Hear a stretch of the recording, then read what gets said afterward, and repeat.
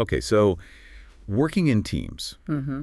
whether you're coding or engineering something complex, disagreements, they're just going to happen. Yeah, absolutely. It's natural. It doesn't mean the team's broken or anything. Right.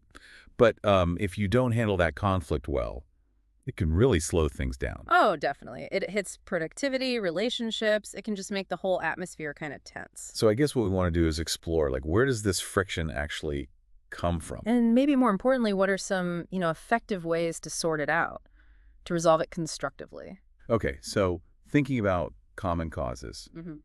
what usually kicks things off? Where do teams typically uh, run into trouble? Well, there are a few usual suspects. One big one is just different goals or priorities. Ah, right. Like Yeah. different parts of the team pulling in slightly different directions. Exactly. Or maybe just a lack of clear information. People fill in the blanks, make assumptions, and, well, misunderstandings happen. Yeah, I can see that. Then you've got the classic personality clashes, of course, but in tech spaces specifically.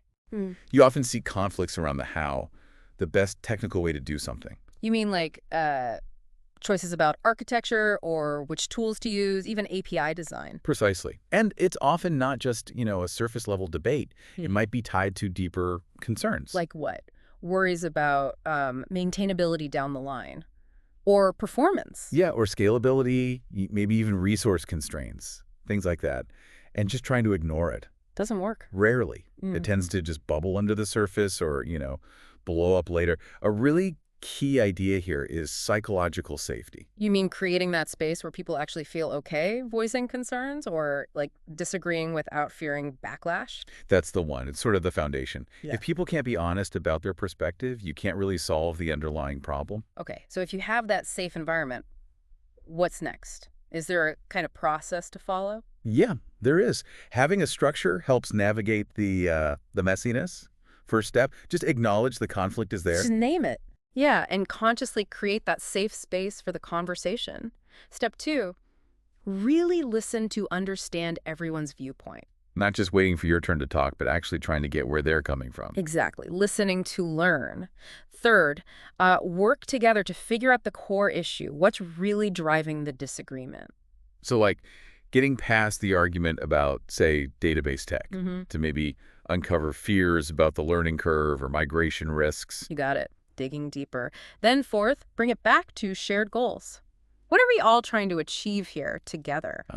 Finding that common ground again. Right. Fifth, brainstorm solutions collaboratively. Just get ideas out there, no judgment at first. Okay. Six, evaluate those options. Which ones align best with those shared goals?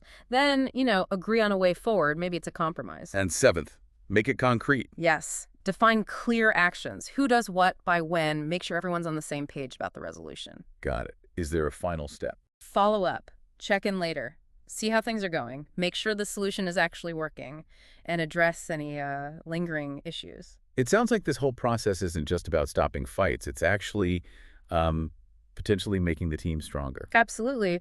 When you navigate conflict well, you build trust. You often uncover ways to improve how you work together. And the solutions themselves might be better because they've incorporated different viewpoints. Exactly. They've been kind of stress tested through that constructive disagreement. It's a skill that really turns potential disruption into something productive.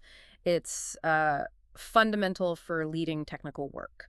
So, really, handling conflict well isn't just damage control. It's a way to foster collaboration and ultimately build better things. Precisely. It's a critical skill. Maybe something for you listening to think about.